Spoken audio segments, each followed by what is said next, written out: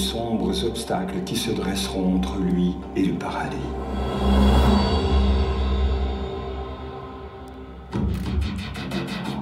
À présent, suivez Toutankhamon dans son voyage vers l'au-delà. Admirez les objets magnifiques placés dans ce tombeau pour le protéger contre les forces surnaturelles. Rencontrez les créatures qui le menacent et les dieux qui assurent sa protection.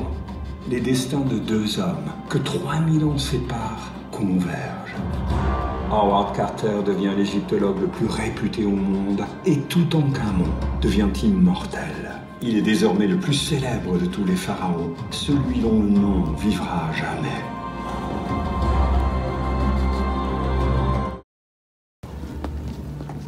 Et ça nous amène immédiatement. Et merci vraiment aux organisateurs devant la statue du musée du Louvre.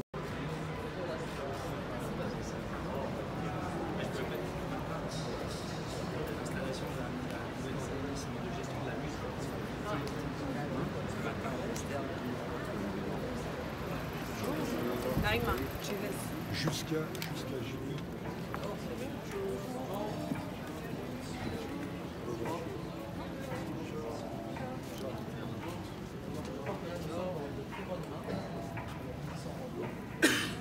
Vincent, c'est toi qui nous fait. Il est le spécialiste de Toutankhamon. Je me demande, monsieur le ministre, si le ministre des Antiquités n'est pas en train de me mettre devant un des challenges les plus importants de ma carrière. J'en ai pas encore conscience. John Norman, de IMG. Ah, très bien. Nice to meet you. Nice to meet you too. Thank you. Vous avez toute l'équipe aussi qui a produit avec nous cet événement. Ok, can go? Vincent, je crois que... Comment allez-vous?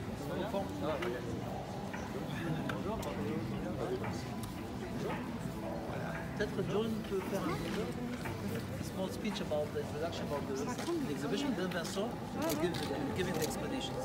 Sure, would you like to explain how we started and Sure. explain? Yes.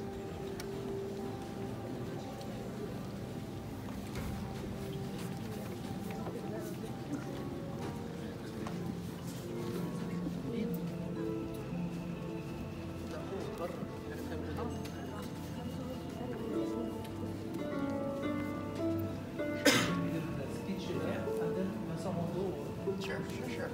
So here we have the intro theater. We bring in about 80 people at a time, and they watch 4-minute film, which gives everybody like the starting point, so they know what they're going to see, what they're going to learn. It's just great because you have all these people with different levels of knowledge on the subject. And so they watch the 4-minute film, then they go into the exhibition, and then the next group comes in. So it's a great way to keep the flow, because we're anticipating so many people that it's a great way to monitor the flow of the exhibit, and so it's not too full at one time. So I hope you enjoy it.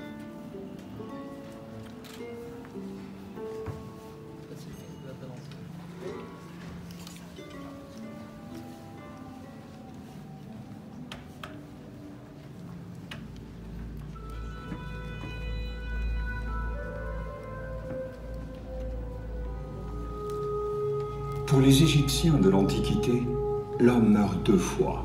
La première fois lorsque son âme quitte son corps, et la seconde fois à la mort de la dernière personne à avoir prononcé son nom.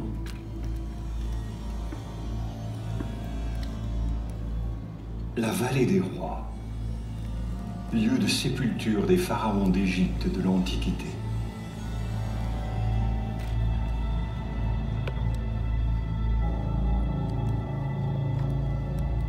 « 1922. Dans la vallée des rois, Howard Carter poursuit intensivement ses recherches. Originaire d'Angleterre, il travaille en Égypte depuis plus de 30 ans. Embauché à 17 ans en raison de ses aptitudes artistiques, il ne tarde pas à tomber amoureux de l'Égypte et de son histoire. Il participe à de nombreuses fouilles archéologiques et grâce à son travail acharné et à sa détermination, il devient un égyptologue respecté. La découverte d'une coupe inscrite du nom de Toutankhamon convainc Carter que la tombe de ce roi méconnu gît quelque part dans la vallée et qu'elle n'a peut-être pas été visitée par les pilleurs ou les explorateurs. Qui est venu là organisé ça avec les autorités égyptiennes pour accueillir le public. Il y a à la fois le musée, évidemment, un des plus anciens musées d'Europe, et puis qui vient accueillir cette exposition moderne d'aujourd'hui, voulue par le ministère des Antiquités égyptiennes. Elle a été revue par Mariette à Karnak, cette statue, par Auguste Mariette, et elle a ceci d'extraordinaire pour parler de Toutankhamon, qu'elle conserve le visage intact du dieu Amon, puisque vous savez que son père, Akhenaton, et sa mère aussi, Néfertiti, elles étaient deux dans l'opération, avaient passé tout leur règne à vouloir supprimer les cultes anciens, en tout cas modifier complètement leur système, pour mettre le seul, puisque ce n'est Aton, Dieu qui doit être seul adoré. Et Toutankhamon s'est retrouvé à cette période pivot où il lui a fallu rétablir la culte au dieu Amon. Il a dû subir tout l'appareil d'État autour de lui, non seulement les prêtres, mais les généraux d'armée, etc., etc.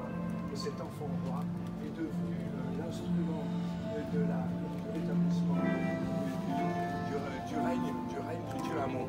Et voilà, avec ce visage intact, alors ça a quelque chose de paradoxal parce que la tête du souverain, elle a disparu, elle a été décapitée. Mais pas que la tête, les bras également. Vous voyez que les deux bras du dieu, ce qui paraît assez sacrilège, sont cassés également. Il s'agit de briser le rapport magique voulu par les sculpteurs entre la protection divine et le protégé du roi. Et du coup, en cassant les deux bras, vous supprimez ce rapport magique de protection. C'était dit dans le petit film, plein de magie, c'est exact. Derrière,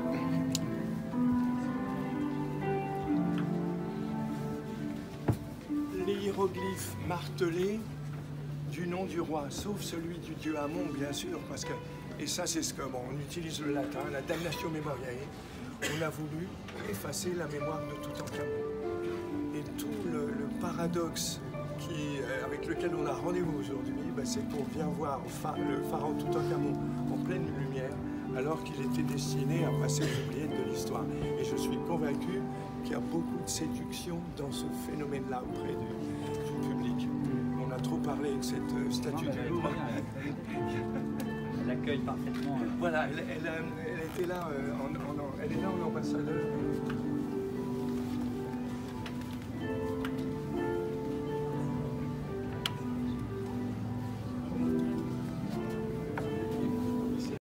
Chassé, blessé, et qui se retourne, qui tire la langue, un signe qu'elle est en train de passer l'arme à gauche. Voilà. Je trouve que là, de cette époque-là, c'est vraiment ce qui fait les beautés de l'art sous l'époque de Toutankhamon. Et là, l'exposition permet de le voir. C'est un fauteuil quand il était enfant. Enfin, il est monté sur le trône à 8 ans, mais c'est un fauteuil qui pourrait convenir à un personnage, à une personne de taille normale. Ah oui? Et là, c'est du mobilier qui vient encore une fois de la garde-meuble. Oui, donc du garde-meuble, pardon. Était...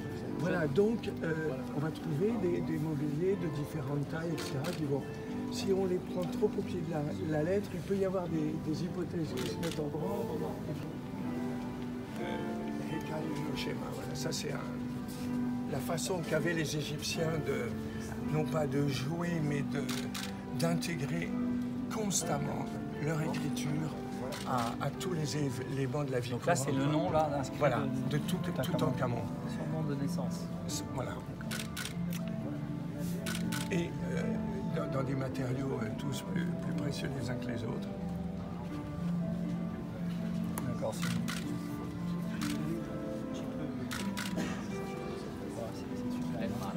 L'image vivante d'Amon, du souverain de son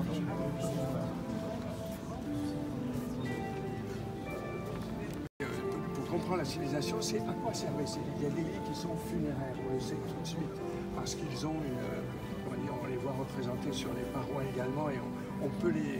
Mais il y a des tas de lits qui appartiennent à la vie courante. Et là, évidemment, quand on voit que ce canage, par exemple, est contemporain du trésor, ça devient très émouvant. Personne ne peut se retenir de cette émotion. Et donc, celui-là, c'est donc un livre de la vie courante. Voilà. Monsieur Rondeau est membre du consortium européen qui travaille sur la rénovation de l'ancien musée de la place Tahrir, l'ancien musée du Caire. 5 musées européens. Oui, dans l'Égypte ancienne, parce qu'ils en ont placé des quantités considérables dans leur tombe. Pour plusieurs choses. Pour pouvoir aller pêcher sur la île, c'est une chose. Aller pêcher la nourriture, les poissons qui vont permettre la survie pour l'éternité. Mais aussi pour des pèlerinages dans des villes saintes, je pense à Abydos. Mais aussi pour des voyages astraux dans le cosmos. Et ces barques-là, celle-ci par exemple, à l'évidence,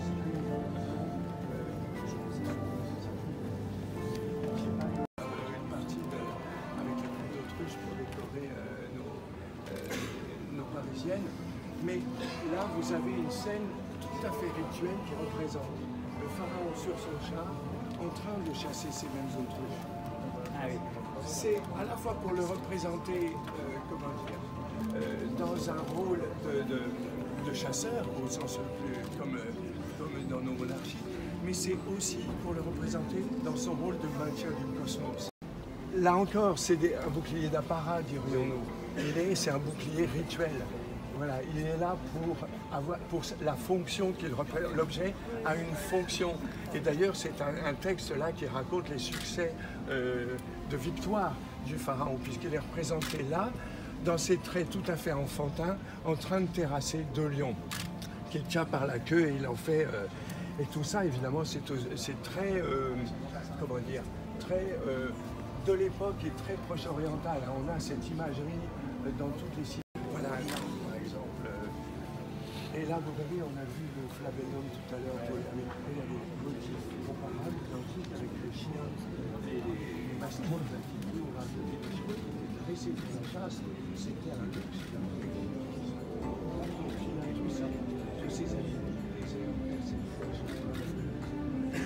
qu'on en est tout à fait classique avec ses sceptres, avec sa calotte comme ça. Et Memphis, c'était la capitale de l'Égypte, c'est un des dieux majeurs de l'Égypte. Donc c'est 4 vases dans lesquels on conserve les viscères du momifié. Ah oui. Vous savez, on extrayait 4 des viscères. Et voilà comment on a fait dans le trésor de Toutankhamon pour conserver, momifier ces viscères. Ce petit sarcophage, les Américains disent coffinette, était à l'intérieur d'un vase dans un engin en albâtre carré avec des bouchons qui étaient 4 fois répétant le visage du roi, le tout fermé par un couvercle comme ça, et placé dans un objet, dans un des plus beaux objets du trésor de Toutankhamon, qui est protégé par 4 déesses qui vous tournent le dos, et qui de leurs ailes protègent les angles du truc. Et elles tournent la tête sur le côté, c'est sublime, et on le voit.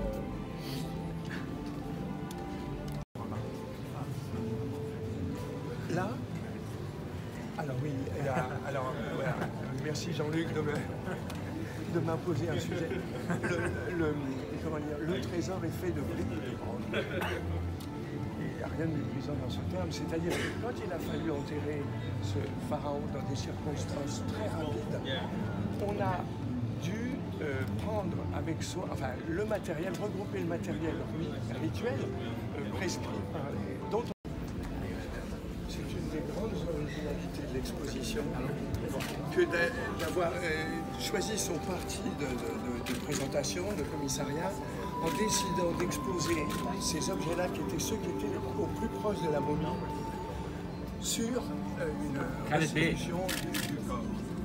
Et vous pouvez voir du coup, dans leur position rituelle, dans leur fonction, leur usage, les objets qui étaient chargés d'installer la première protection du pharaon. Il y avait quelques amulettes à l'intérieur des bandelettes, mais là, on est dans ce début d'arsenal de protection qui se met en place. On nomme le roi pour que l'âme reconnaisse à coup sûr son propriétaire. On le protège avec des textes qui sont là, avec des images qui sont autant d'amulettes. Hein. Tout ça, c'est... En effet, ça donne l'impression d'être des bijoux, mais à chaque fois, il y a des cobras avec des disques solaires, etc. Les sceptres du pharaon. Eh oui. Les sceptres du pharaon, les 2 sceptres, hein, le sceptre Heka et le fouet Nehara, qui sont depuis les origines la symbolisation du pouvoir du pharaon. Regardez ce collier avec un scarabée, le soleil qui va renaître, qui est là en premier talisman. Ça c'est magnifique aussi, on l'a vu s'envoler tout à l'heure, c'est l'oiseau Ba. Ba, ça veut dire l'âme, c'est l'âme de Toutankhamon, à qui on montre.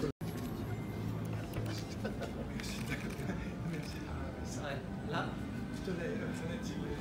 S'il vous plaît. Non, mais moi ce que je veux dire, c'est la fin, le reste.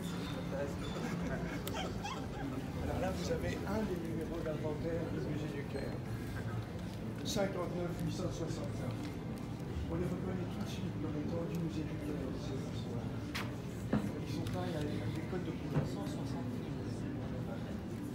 Une des très rares statues de Toutankhamon a commencé par une de celles de la collection du Louvre, finit par une de celles dans les collections du musée du Caire, trouvée non pas à Karnak, mais de l'autre côté, à Medinet Haram.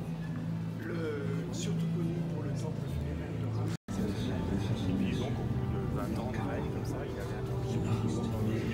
Lui, comme il est mort jeune, il ne pouvait pas enlever son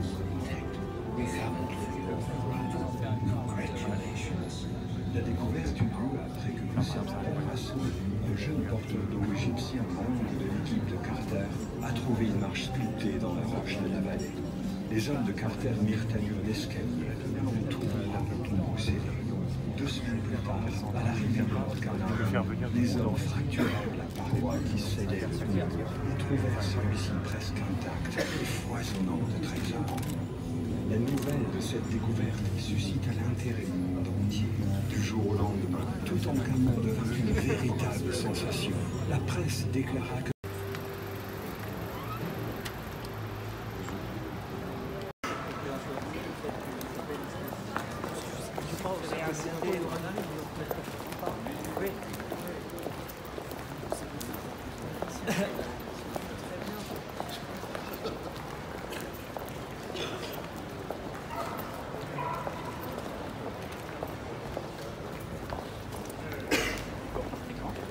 samedi matin.